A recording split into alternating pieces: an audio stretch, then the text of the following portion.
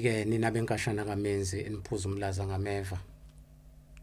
Enhla nasezansi siyabingelela. Kulo lolu hlelo luthi ake sifune sithole ukuthi singobani thina. Namhlanje ke sivakashelwe insizwa lapha uSifiso umfoka Mbuyasi. Kulo lolu hlelo oluthi asifune sithole ukuthi singobani thina. Sisukaphi?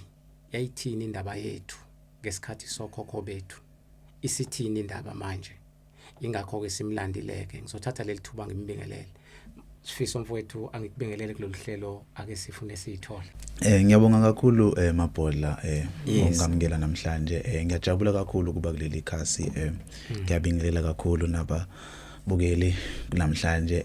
Ngiyajabula kakhulu makukhona indawo noma amakhasi akanje lapho sikwazi khona ukucobelelana ulwazi thina abantu, ngoba ukhumbula ukuthi thina siyisizwana esincane esikhona lapha, kepha sisizwana futhi esikhona esinamandla.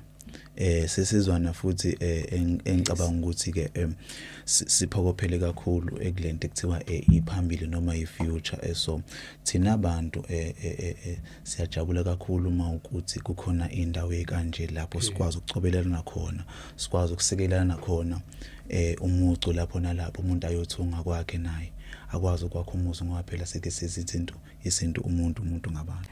Mhlasimpe uma sikhuluma ngoSifiso Mbuyasi Mbonambi, sikhuluma ngobani? Mhlawumbe ngakuthi usithatha usibeke esithombeni ukuthi ubani uSifiso, ukhulelephi, wafunda kuphi, wagcina kumapha amabanga? Insizwa kaMbonambi ngokuzalwa lapha eMaranhill. Ngizalwa khona la kwaZulu, ngikaze kusuke kaZulu. Insizwa kaMbonambi Mbuyazi. Ukukhuleni kwami Nkosi yami angibanga nenhlanhla yokuthi ngihlale nabazali kakhulu. Lokho kunginika ithuba lokuthi ke ngifuna impilo noma ngifuna ukwazi kahle kahle ukuthi yini impilo.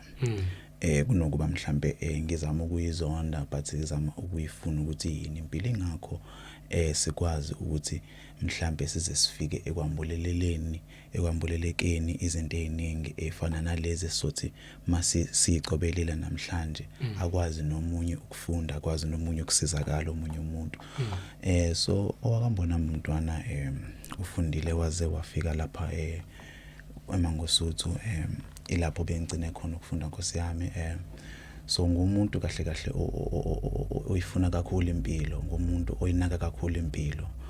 Yebo ngiphila kusona lesikhathi samanje, ziyenzeka izinto zesikhathi samanje, kepha ngumuntu onake kakhulu impilo, ufuna kakhulu ekuthenini singaphila kanjani njengosekompilo lokhokho, njengoba singaphila kanjani ngokukhuleka njengoba naku uNkulunkulu besidalelela emhlabeni, njengoba naku besidalelwe ukuba siphile ngokuthula lapha emhlabeni. Mangithi umuntu uyimbewu, mangithi umuntu ungamandla, ngichaza ukuthini na. Sizobuka isitshalo Nkosi yami, ukuthi isitshalo sithathe mhlawumbe noma anyanisi. Isitshalo siyakhula njengembewu, sikhiphe oluhlaza phezulu. Oluhlaza phezulu lizokhipha izethelo. Uma likhipha izethelo oluhlaza phezulu lifunza bonke abantu abaseduze noma lo otshalile. So uma ngithi umuntu uyimbewu na, ngichaza ukuthini na, ngichaza ukuthi kahle kahle thina besidalelwe la emhlabeni ukuzonisela, besidalelwe la emhlabeni ukuzofida. Amasimi amaphandle amaphandle abondla imfuyo, amasimi bekuyithini swanakekelayo. So uma ngithi amasimi ebekuyiwona asinakekelayo, nathi futhi beswanakekela. So asekwenza lento ekuthiwa ke manje indingeleza noma icycle yempilo. So okusho sekuthini na ke, osekuchaza ukuthi kahle umuntu, njengoba ngishilo ukuthi umuntu bekayimbewu, umuntu bekayi-energy yomhlaba. Uyimbewu uma ungamandla omhlaba, ngoba umuntu uzowufida umhlaba futhi uzotshala emhlabeni. So uma sibuka ngekhathi zasendulo, bekutshalwa, bekudliwa phansi, bengaswelwa. Ubungasweli ngoba ubukwazi ukutshala udle, noma nenkomo eyodwa uzolinda ube izochamisela kwenzeke kuze kube nesibaya. So besithola kahle endulo ukuthi bekulula ukwazi ukuthi kahle ubani umuntu, besithola ukwazi ukuthi kahle isizathu somuntu besikwazi ukusibona sicacile ngaleso sikhathi sasendulo. ngoba nina ngoba besiphila ngalendlela umdalo bekade ebesifisela ngayo kuba sifike ngayo. Why? Ngoba wena ungamandla, ngoba wena uniwe umqondo wokwazi ukusabalalisa lokho uNkulunkulu akwenzile emhlabeni. So thina ukwakhiwa kwethu sakhiwa vele sekwaziyo ukuthi konke sekudingayo kulapha phansi. uNkulunkulu usibeke kulento ekuthiwa iparadise noma usibeke embusweni wethu thina abantu. Ngakho ke thina kufanele sihloniphe noma sazi ukuthi imvelo bekuyeyami. Uthi bewazi nje ukuthi akukho ongekho ongakuphatha ongeke ukuthole phansi kokulapha kwakho. Uthi bewazi ukuthi izitshalo ekhona zikulapha kusukela ekhanda kuze kufika kubozo. So siyathola lapho ukuthi kahle kahle akugona nje ukuhlaza ongaphandle, kepha yilokho kahle kahle okuzokusiphilisa ngoba ukudla kwethu kuqhamuka phansi futhi ukusilapha kwethu kuqhamuka phansi. Ngizokwenza nje umzekelo ngelinye lamalanga.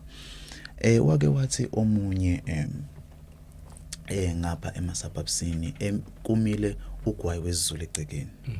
So njengoba kumile ugwayi wesiZulu egcekeni athi kimi yazi inogwayi wesiZulu lapha egcekeni and uhlezi umile ngiyawunquma umile ngiyawunquma umile manje wenza igceke ukuthi angifuni asihlangani nawo cela uzowuthatha ngoba wena ngathi umuntu osebenzayo.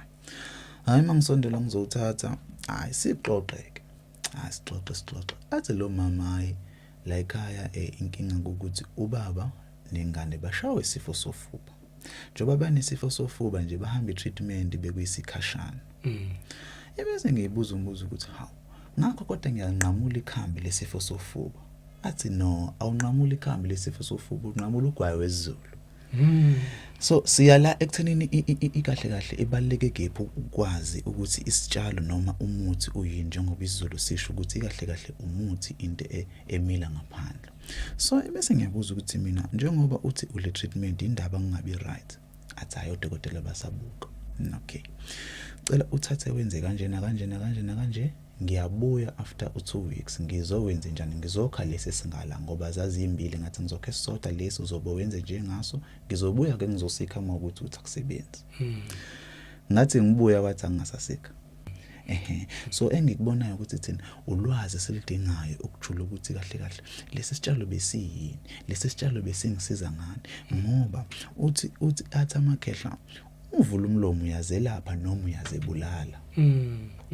Ngoba ukufaka ngaphakathi kuyakwakha noma kuyakubulala. Sike sitshelwe kakhulu ondlebe esikhanyelanga ukuthi kunento ekuthiwa ama taste buds. If udlela ubumnandi noma i-taste ngifisa ukusho ukuthi umzimba uwenza indawo yokulahla udode ngoba ulimi la egcineni linamaqhuzu awu4 ekuthiwa ama taste buds. So uma udlela ama taste buds so usho ukuthi udlela ukudlulisa la kuphela bese umzimba wonke uthini ngawo. Sifa kanjalo ngoba nina ukhumbula okhokho bethu ukuthi bebadla ukudla okuphuma phansi. Mina mangikulu ngibuka phasi. Uma uphethe umkhuhlane waye uzofuneka ufake umuthi womkhuhlane ngoba umuthi womkhuhlane awuyi emkhuhlaneni. Kepha uma uzophuza iboza liya esifubeni. Yes. Aligeji iboza liya esifubeni. Manje umuthi wokukhwehlela uye emkhuhlaneni. Awuyi esifubeni ngoba ukathi omunye uma ngase udle inyama yodwa ungagcina ugula ubhubhu. Kodwa uma ngase udle izithelo zodwa uyaphila. Ibese impendulo yaloko ukuthi kahle kahle uma ngabe sidla siyazebulala noma siyazakha iyasekuthenini wena ikupho kufakayo emlomeni wakho ngandlela thizeni. Ikupho okufakayo ubalansisa kanjani ngoba sizothola ukuthi njengoba nasendulo kwakade kubekiwe ukuthi izithebe ziphuma kanjani ngoba kwakwazeka ukuthi umzimba womuntu nomuntu umi kanjani. Obaba kulungela ukudla ukuthi obaba ngakulungela ukudla ukuthi obaba kulungela ukudla ukuthi kodwa manje siyathola ngenxa yenkece ukuthi hayi mina ngizovene ngifike ngithi hayi ingane yami angingithengele umbengo hey. So siyacabanga yini ngokuthi lo muntu uyadevelopa simfaka kanjani into esidevelopile already emzimbeni wakhe. Okhokho bethu babejule kakhulu babe advance ngolimi lesilungu Nkosi yami babe advance ukwazini ukuthi kahle kahle njengoba kuzofika isikhathi sokuthi kumele senze kanje. Yes. Ngoba siyathola ukuthi kuqala wawuya enyangeni noma esangomeni ngoba ngempela kubheda futhi kuyinto ngempela engavamile ukwenzeka egcekeni. Yini na ingoba lapho kwakusambulelekile ekuthenini na ubani njengomuntu sasasondele kephi na kwimvelo le uNkulunkulu athema esidala thina imvelo ehamba ngeenyawo ezimbili sakwazi ukwenza njani na ukuthi silethe eduze kwethu sisebenzise ngendlela efuze sisebenzise ngayo kepha ngale ngathi sihlehle kwimvelo yilapho nathi senze njani sigula yilapho nathi senze njani sizifuna siba nemibuzo eminingi ngoba njengoba ngeke ngaqala ngathi thina njengoba siyimbewu uma ngabe uwazi ukuthi no mina ngiyimbewu lapha emhlabeni so into engizile lapha emhlabeni ngizonisela futhi njengoba ngizonisela futhi ngizopha ngizofunza nami ngizofunzwa ngoba isihlahlo sikhumbula ukuthi siyafunzwa bese siyafunza uyasinisela bese siyakufunza so if sizokwazi ukuba nokuqonda ukuthi njengoba ngiyimbewu mina lapha emhlabeni ngizokwenza njani ngizofunza bese na ngizofunzwa ibese nami ngiyafunza. Yes. Yebo Nkosi yami. So ikahle thina ukuqonda kwethu ukuthi singoba sasondela kwimvelo yilapho siyoba kahle empilweni noma siyoba kahle esekwempilweni lokhokho bethu lapho siyophila kahle khona impilo yabantu ngendlela. So manje into ebuye isiqhuzule ukunganaki. Ukunganaki. Ulwazi lukhona loluningi bekuyisizathu. Bekuyisizathu bekhona futhi obekwazi ukuthi kuzofika lesi sikhathi so izimvamona zibekile futhi izinto ezifanele ukuthi wena ziqhubeke zikudukise ngoba ukhumbula ukuthi sisuka ku physical slavery sesingena ku mental slavery kuyisona lesi sikhathi esiphila kusona esisithola ngaso abantu abasha beqhilazekile ngomqondo la bezibuza khona ukuthi ithini ingqikithi yami la bezibuza khona ngempilo iyodwana so ikahle into engathi ngayisombululo kahle ukunaka mangase sinake Nkosi yami sifunde ukuzazi sibuyele emasiswini yazi mangase sizifundise ngokuzazi ukuthi ngiqhamukapi sibongo sami nje ngiqale ngaso ngiqhamukapi kufike kanjani ukuthi ngize ngifike la ukuze ngizokwazi ukuthola izimpendulo ezithize ngempilo yami ngoba uthola ukuthi indlela engayo nje empilweni ingoba vele la ngiqhamuka khona noma ingoba okhokho bebe kanjena kanje ukuze ngizokwazi ukuthi ngiqonde ngesikhathi samanje ukuthi ngizophila kanjani ngesikhathi samanje ngoba uqinisile akusafani akusafani ikhathi seyishintshile nani kepha into ezokwenza ukuthi thina abantu sikwazi ukuphila njengomuntu ukwazi ukuthi mina ngumuntu ngabantu ngizazi ngiqhamukapi ukuze ngizokwazi ukuhlonipha lo yamuntu meqhamuka ngoba ngiyazi ukuthi yazi kwangeke kube nje kube babengekho sibani bani kwangeke kube nje kube sasingabambisene nosibani bani ngoba izinto eziningi iqhamuka masibambisene sithi sizulu ke induke enhle ithungelwa injobe enhle ithungelwa ebandla Nkosi yami so uma ngabe kushiwo njalo ubungayithunga wedwa injobo kodwa uma ungekho ebandla ayizoba ngoba lizofika ibandla lithi hayi bengamele ubeke lokho bengamele ufake lokho so siyathola ukuthi uma ngabe sinaka sihloniphana sinikana ithuba indawo efana nalezi indawo esikwazi ukucobelela khona ulwazi ukuthi ngiqala kanjani mina njengomuntu omusha kulesi sikhathi ukwenza njani ukuzifuna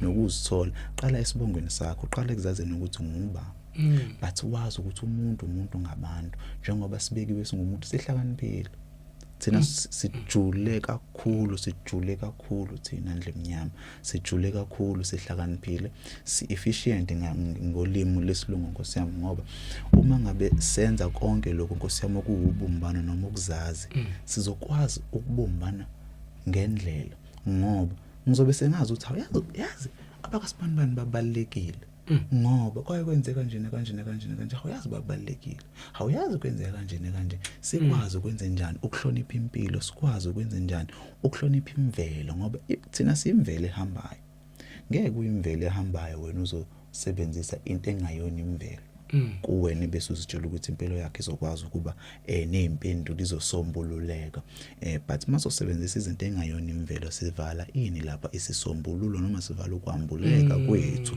singakwazi manje ukuhloniphana singakwazi ukubukana sitshela ukuthi hayi isikhathi sishintshile ngoba isikhathi sokhokho lapha ekwazi khona ukubumbana noma bengenzi ngomlengo babehloniphana ukuthi no yazi le yansizwa ngiyayibona no ngiyayihlonipha nje ngoba ikwazi ukwenza ukuthi nami ngikwazi ukwenza ukuthi then bese kuba isizwe kanjalo Mfoka Mabhodla sithini indaba yokuconnecta phansi ngonyawo ezabantu abamnyama uma usakhuluma ngezihlahla ku-connecta nomuntu nama-veg ama-fruits sonke lezi zinto. Ngiyabonga kakhulu Mabhodla ngokuthinta into ethi ayibaleke kanje. Uyazi ukuthi ukufunda ngempilo kusho ulwazi olujulile ngawe. Ngoba siyathola ukuthi esikhatheni samanje sesikhatheni solwazi, sesikhatheni sokufunda noma ingabe nanoma ngani. Kodwa uma ngabe sifunda ngempilo noma sifunda ngosikompilo lapho sikwazi ukufunda khona ukuthi kahle kahle mina njengomuntu bekuyiphi ingqikithi yami, ngihlangene kanjani nezitshalo, ngihlangene kanjani nokuphuma kwelanga, ngihlangene kanjani nokuphuma kwenyanga, ngihlangene kanjani nakho konke lokhu okwenzani na, okwenza zonke lezi zinto ezikuthiwa yini na, ekuthiwa ngosuku noma ekuthiwa ingxenye yempilo ngoba phela wena uphila osukwini. So ulwazi Nkosi yami into ejule kakhulu. Ngoba uma ngabe sifundile ngempilo singaphucuzekile, ngoba ukuphucuzeka Nkosi yami ile mfundo yafika nabantu base-West, kepha abantu bethu noma okhokho bethu basendulo babefunde kakhulu. So uma ngabe sifundile ngempilo siyathola lapha yawo ukuthi ke ilanga lishiya amandla noma i-energy lento ekuthiwa i-sun ray emhlabathini, bese umhlabathi ukwazi ukuyistore le energy. Umzimba wethu awukwazi uvese uyicollect le energy ukuthi uyisebenzise through ukuyi-convert to vitamin C. So into esiyidingayo kunyathela ngolwethu unyawo noma ukuhlala ngale nyama emhlophe ngaphansi kuthiwa unyawo noma le esandla. Ngoba sabantu abahamba ngonyawo sami ngesandla kakhulu, so ingakho kubalekile ukuthi senze njani, sinyathele ngonyawo ukuze sizokwazi ukwenza njani ukumunca lemsoco elethwa yilanga, ngoba thina siyimvelo. Njengoba bengiqalile eqeleni ngathi njengoba thina ke siyimbewu yomhlaba, njengoba siyimbewu yomhlaba konke bekubekiwe, besibekelwe imvula, sibekelwe ilanga, sibekelwe inyanga ukuthi ikhulise amandla noma imbewu le eyithi. So ukunyathela kwethu phansi noma ukunyathela kwethu umhlabathini kusenza ukuthi sikwazi ukuthola lemsoco ebesifiselwa umdali, sithole lemsoco ebesifiselwa ukuthi sithole lamandla lawe ebemele sibe nawo ukuze sikwazi ukumelana nazo zonke izimo zempilo noma sikwazi ukumelana nezimo zezulu esizohlangabezana nazo. Ngoba mangabe sisebenzisa izithelo siyathola ukuthi lapha sigule, ngoba ukudla kwakho izithelo kakhulu kuyawulapha umzimba nokudla kwakho ezinye izinto kakhulu, uyayibona le ndaba. So siyathola lapha yawo ukuthi kahle kahle ukufunda Nkosi yami akugona nje ukwenza ucwaningo kondle besikhanyelanga, ngoba ondle besikhanyelanga basoze bakutshela ukuthi endulo kwakuphilwa kanjani. Ondle besikhanyelanga beze bazobula lokho kobasendulo. So ulwazi lesinto noma ukubuyela emasiswini lukuthina lisekuthenini thina kufanele sibuyele emvelweni, sibuke imvelo ukuthi bekuyini imvelo, sibuyele ekuboneni futhi ekuthenini bekuyisiphi isizathu sokudaleka kwalokho yaya. Njengoba bengishilo ukuthi thina sidalelwe ikhambi lokulapha unwele ukuze kufike kubhozo. So besiyaphi, besidingelana inkece yokuklinik, besidingelana inkece yokwenye indawo, ngoba kube besinako ukuphucuzeka wolwazi ukuthi thina kahle kahle ngifundile mina ngokwazi ukuthi nguba ngumuntu mphelele, into esemnyanga etshaliwe ilethelwe mina ukuba ngikwazi ukuzelapha, ngikwazi ukuzefunda. Ngakho angidingi ukuchaza impilo ngenkece, angidingi ukuchaza impilo ngokwesikhala noma ngokwesimo sempilo, but ngidinga ukuchaza impilo ngokuthi mina ngixhumana kanjani nemvelo. Yes. Kunjalo mfoka Mabhodla, kunjalo mfowethu. Abantu abaningi balinyazwa ukuphambanisa izinto. Uthola ukuthi lezi zinto okhuluma ngazo abanye bazoyithatha serious, abanye bazoyithatha as a joke, because bajwayele ukuthi yonke into ekufanele siyikholelwe kufanele iqhamuke ngokwekhala. Why abantu babe naleyo mentality yokuthi uma ukhuluma into ezomvusa manje but ayithathe as a joke, kuqhubeka isikhathi bese uthola lento siyamlimaza, kuyikhane ekhumbula ukuthi hayi khona insizwe yake yakhuluma ngalento.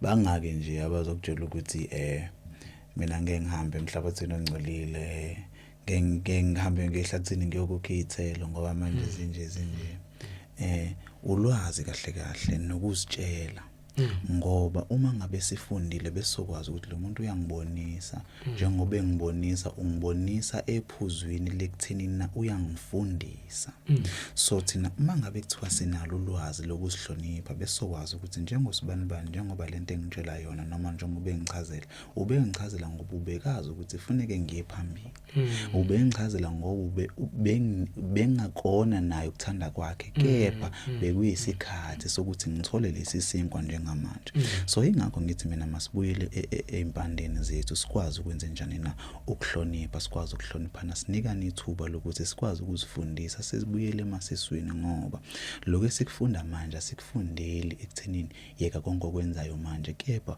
ufundela ukulungisa ikusasa yeah ngoba iqiniso lelo likhulumayo mfuka Mbuyazi ngoba kunezinto ezenzeka njengamanje kodwa izosishaya along the way ingakho sithi mawutshala azi ukuthi utshalela wena uzuphinda utshalele nenzalo yakho because yonke into ezokwenzeka uma kwenzeka udlula kulomhlaba izosala nesizukulwane sakho then sikhumbule ukuthi khona lento ye reincarnation la sekufanele ukuthi ubuye usuzobuya ngemizimba emisha kulesi sizukulwane ngebloodline so kusho ukuthi mawona manje wena usukunganakile ukuthi uzonela wena kusasa abantu abaqaphele abantu zonke izinto abazenzayo phansi omthunzi welanga abaziniki isikhathi sokuthi mayikhulunywa ungathathi ngokuthi ikhulunywa ubani wena bamba umnyalezo bese uyawuhlolisisa because phela sesalimala nalento ye dead eye mhlambe yini mfethu enye engasiza ekuthena abantu bavuleke leliso lesithathu because iyona main reason eyenza ukuthi abantu abaningi bagcine sebegaxela Nkosi yami ukuzazi ukuzazi Nkosi yami ukuze sikwazi kumbe ukwembuleleka bengithi mhlambe ake siqale sezazi ukuthi singobani usihluphe nje ngokwazi isibongo sakho usihluphe ngokwazi ukuthi nje ngokaba isibongo uzokwazi ukumbuleleka ukuthi kahle kahle izinto ezenzekalayo zenzeka ngani na ukhumbula ukuthi ke akukona ukuthini kepha thina somabhodla sithekeli nje emzinaneni akukona iphutha lokho mawubona ungakwazi ukucela kubantu abanomuno ba akukona futhi ukuzenza kepha ukuthi ngoba vese uba uyabo sewusengisholo into ekanjalo ukuthi kahle kahle thina kufuneka sizazi ukuthi singoba kufuneka sibuyele emuva ukuze sizokwazi ukuhloniphana ukuze ngizokwazi ukuthi lo usibanibani wakasibanibani ngakho ke kufuneka ngenze kanje nakanje esikhathini samanje ngoba siyathola ukuthi emandulo kwakwazi ukuthi kuphilwa ngenhlonipho ngoba sasazi ukuthi hayi usibanibani wakasibanibani kwenziwa kanje lapha ya ubona igodi zikhona zenza ngendlela ehlukile nje ingoba kwakuyinhlonipho ngoba kube kangenjalo ngabe uZulu wenza into eyodwa wonke but khona uZulu ongasenhle khona uZulu ongasezantsi khona uZulu ongakephi so yingani na ingoba silapho sinikana inhlonipho so masithi thina sibuyele emasiswini asisho ukuthi asenze lokho singasakwazi ukwenza kwakwenziwa gogo bethu kepha kasifunda ukuyihlonipha kasifunda ukunikana indawo sazi ukuthi sibalekile njengoba sila Nkosi yami siyimbewu sizopha siphinde sidle siniselwe sibe sesiphimbilo so njengoba ngishilo ukuthi siyimbewu singamandla omhlaba bekumele senze njani na bekumele sivumele lo ozosinisela phela ukuthi asinisele Nkosi yami hayi siyathokoza ningasilandela ke lapha na epagini lethu ku TikTok mabhodla ake sifune sithole bese uphinde u research lapha na ku YouTube channel ufike uthi I know my story podcast uzofika uyithole khona ke zonke lezi ingxoxo esixoxa lapha kwamabhodla sesovala nje mfoka Mbuyazi ngifuna singayishiyi ngaphandle le ndaba yokuthi ezabantu abasha iliphi iqhathe kufanele silithathe masithi inkunzi sematholeni because umhlaba uyolungiswa abantu abasha lento yabo kunganaki izohamba babeke kophi siyathola lapho ukuthi ikahle kahle hayi ngoba sisizwe esinqobekayo kepha sisizwe esinganaki esisizwe esingahlangene ngani nangongazi Uyazi mangabe sibuka izinyoni Nkosi yami siyabuka ukuthi izinyoni Nkosi yami zihlangene. Izinyoni Nkosi yami zombalo wodwa zenza into eyodwa. Izinyoni zombalo wodwa ziyathandana, izinyoni zombalo wodwa zidla ndawonye, izinyoni zombalo wodwa ziyaqhakambiselana. Bese kuya ngokuthi ke leyo nyoni mhlambe mengenayo umuntu ophathina deni siyohamba yodwa kepha ihamba nalezi sifana nazo. So thina bese ngasika iphethini ngani na ngokuthi sincele ulwazi kubantu abadala. Sincele indlela yokuphila, sincele indlela kwakwenziwa ngayo endulo, ngendlela wena kini noma ngendlela wena oyiyo. Ukuze ngizokwazi mangihlangana nawe ngikwazi ukukuhlonipha ngendlela nawe ukwazi ukungihlonipha ngendlela ngoba nina sijoba siphila esikhatheni samanje sakha lento ekuthiwa umuntu sibuyile emasiswini ngeke sibuyisele ngokuthi sithi manje ake siqale sonke mhlawumbe senze njengoba bebenza ukhokha isekho lezi zinto ezazikhona kepha sesiphila esikhatheni samanje ukuze abuyele umuntu emasiswini ake sizame ukuzifundisa ukunaka ake sizame ukuziqhakambisa ulwazi mayelana nempilo yethu likithi konke mayelana nathi kukithi so thina besifisa ukufunda ukuthi singoba sifikelele la emhlabeni njengoba ngichazile mina nawe siyimbewu ebizoniselwa ezonisela futhi iphinde izofunda lapha emhlabeni so thina befuna sinake singabantu abasho ukuthi kahle lento le mangabe sizama ukuyilungisa ayizolunga namhlanje kepha iyinto ecathulwayo kancane ngoba ukhumbula ukuthi nathi sishintshe nje akuzange kuthathe u2 days kepha kwathatha isikhathi eside kabi ukuthi kufike lapha so bengithi thina abantu abasha masifunde kancane sifunde kancane ukwenze njani na ukubuyela emasiswini ukwenza kancane inzalo yethu iyokufunda kithi ukuthi awuyazi bekenziwa kanje na kanje uba ubesitshela ukuthi kunje but ina indlela yokuphila yosiko ngitshela ukuthi izizukulwane nezizukulwane ngeke sazi ukuthi kwenziwa kanjani kepha masikulahla lokho namhlanje izizukulwane sakho ngeke sazi ukuthi bekuphilwa kanjani kuzobe ngathi imovie kuzobe ngathi into engasakwazi ukuphileka njengoba namhlanje sikule ngqoqo ukuthi engazi ukuthi akusabuyeleke emasiswini ngoba isikhathi samanje sesishintshile yebo sesishintshile isikhathi kepha kusayithi thina abantu ake sifuneke sithole ukuthi singobani thina sasingobani ngesikhathi sokhokho bethu namhlanje singobani because njengoba ngikhona phansi komthunzi welanga nawe ukhona kubuya ukhokho wakho noma kubuya ugogo wakho oyekade ephile emandulo masikhuluma ngalezi inhlelo sikhuluma ngoba siyazi ukuthi isikhathi asishintshi njengoba echaza umfoka amabhodla yonke into ishintshile ngokubuka kwakho ngokwenyama kodwa kwelika moya akushintshile lutho yingakho sithi abantu ababuyele empandeni asibuyele emfoka amabhodla empandeni zidle laza zidla khona ukuze sikwazi ukuthola impilo because lempilo esiphila manje ifake abantu abaningi bathatha lento ukuthi sekuba khona oma social media oma television zonke lezi zinto abantu abangayi abuse social media abayisebenzisa ngendlela yokubuyisa ulwazi lethu ekutheni sibuyele empandeni ezisizwe sakwantu so ake sisebenzise lezi inkundla zokuxhumana njengendawo yokufunda njengendawo yokuthola ulwazi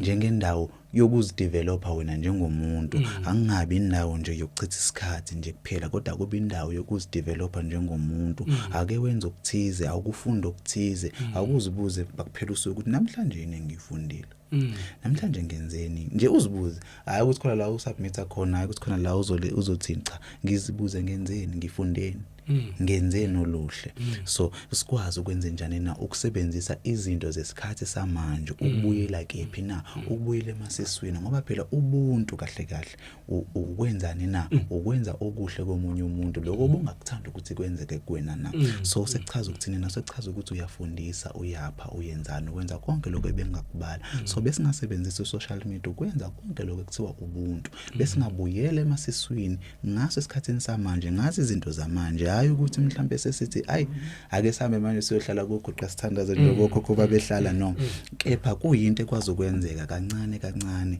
yini engifundile yini engifundisa umuntu wakithi yini engiyenzela umuntu wakithi yini umuntu wakithi ayifunde ngami lapho siyoqala kancane sibuyisele kahle emasiswini kancane siyodla ngolidala umuntu uyobuya sibone isiqu somuntu sibone ukubaleka komuntu ngoba ikahle kahle ukhumbule kudala ukubaleka komuntu kwakuhamba ekuthenini ikahle kahle senzani impact yethu mina nawe senzani ukubaleka kwethu senzani iyona into eyenza ukuthi umuntu abe neimpact komunye umuntu into obone ngazuthi njengamanje thina asisabalekile njengabantu ngoba yini iimpact esiyenza kuthina ayisafani noma ayisenalo ini ugqozo sesibuka imali njengani na njenge-impact sesisuse ubuntu safaka imali ukuthi hayi mawufaka imali engaka ayisengiyakubona umuntu but sesikususile lokho ekuthenini awuyazi ubengangifundisa ukuthi nokuthi empilweni bekuzongikhulula yazi uyindoda so ingakho sengithi nje esikhatheni samanje sesireplace ubuntu sabreplace ngemali okuyiyona lento ebengithi afune siyibuke ngempela ngoba izinyoni zezulu ilwane zonke zikhona ziphila iminyaka yonke ezikadwe ngaphandle kwemali ngaphandle kwenkece so wena muntu siyathokoza kakhulu ukuthi usinceliso kokwansile ukuze nabanye mfowethu abawontanga kuwe babone ukuthi iyiphi direction efanele bayithathe kungeve ukuthi sithi abantu abaguquke sithi thina sibeka phezulu kwetafula bese kuba kumuntu ukuthi uyafisa yini ukuthi abuyele empandeni noma ufisa ukuqhubeka ngalendlela afuna ukuqhubeka ngayo choice kumuntu so ngamanye amazwi ke sizama ukuqhuquzela ukuthi umfowethu nje obekhuluma usifiso uchaza kahle kamhlophe ukuthi into oyiimplementa kwimvelo ileyo nto futhi ezobuya ize kwena ingakho sithi abantu mabecaba indlela kwi-universe abenze sure ukuthi indlela bayicabanga ngendlela eright ngendlela epositive because i-universe isebenza ngawe if wena wenza okubi kwabanye abantu ngaso sonke isikhathi ne-universe ibuyisela kuwena if kodwa utshala izinto ezinhle along the way i-universe izobuya futhi back izoku-award ngalezo zinto sesivala nje mfoka amabhodla lithi nje lakho mfowethu lokuvala elinesiqi ongavala ngalo. Yes, bengicela sinake sizazi ukuthi singoba sinake futhi sazi ukuthi njoba sila emhlabeni bekuyinhloso yokuzoqhakazisa umhlaba ubaluleke kakhulu njobula uzoqhakazisa umhlaba uzowenza umhlaba ube ngcono ngoba ubungekuzala ukuba ungadingeki abangakazali ngoba bakadingeki asebekhona ingoba abadinga njengamanje so wena hlala phansi ubuka ukuthi kahle kahle bekuyini bengizoyenza la bengizonisela kephi bengizoniselwa kephi ngoba funa ulale Nkosi yami wazi ukuthi osukwini ngifundisile noma ngifundeni ukuze sizokwazi ukuthi sicathulisane kancane kubuyeleni emasiswini ngoba siyathola ukuthi ekubuyeleni emasiswini sizokwazi ukuphila ngendlela yakantu sizokwazi ukuphila ngendlela esikhuleke ngayo esinganayo imibuzo yokuthi hawu ngagula manje hawu kwawukuthi manje kepha siyathola ukuthi uma sinaka sizazi ukuthi singoba siyakwazi ukuhloniphana siyakwazi ukubona ukubaleka komuntu siyakwazi ukubona ukubaleka kwempilo siyakwazi ukubona ukubaleka kwemvelo siyakwazi ukubona ukubaleka kwethu emvelweni uyayizwa lonto leyo ukuze sikwazi ukuphathana kahle so sengivala bengithi asifunde inhlonipho kasifunde ukuzithola azizazi sibuyile emasiswini sizazi ukuthi singoba ngoba lokho yikho kubalekile bungekuzala ukuba ubalekile njengobula siyakudinga njengobula sidinga lento kuwena sidinga lesa skill esikwena sidinga lo lalwazi lokuwena kepha ngesikwazi ukuthi sikuthole lokho mangabe wena na ungazazi ukuthi uba ngoba sonke sila sibaluleke ngendlela wena mbewu sekufuneka sazi ukuthi wena mbewu uphetheni umango ukotapeya uyimpentshisi uyini funeke sazi isokwazi kanjani lo funeke sikunisele ukuze na uqhakaze so bengithi thina asinakane thina singabantu njengoba iZulu sithi umuntu ngabantu ngoba njoba singaphansi komthunzi welanga ilona lo uphiwe imessage ekufanele ayidlulise phansi komthunzi welanga ngoba asakhile lapha kufanele sikukhumbula asakhile lapha sonke njoba sifike ngepurpose yokuthi sizoshiya lokho esikushiyayo bese siqhubekela phambili bayofika nabanye emva kwethu bese beqhubeka la sigcine khona ayike ninake benkashana kaMenzi niphuza umlaza ngameva kulo loluhlelo ake sifune sithole sengithatha amasakazana ami sesiphuma kulolu hlelo sesehla ngobonda Ningasithinta ke kule number ethi 0848015007. Abafisa ukubhuka nama podcast bazongithinta kuyo lo number ya WhatsApp, yenza konke.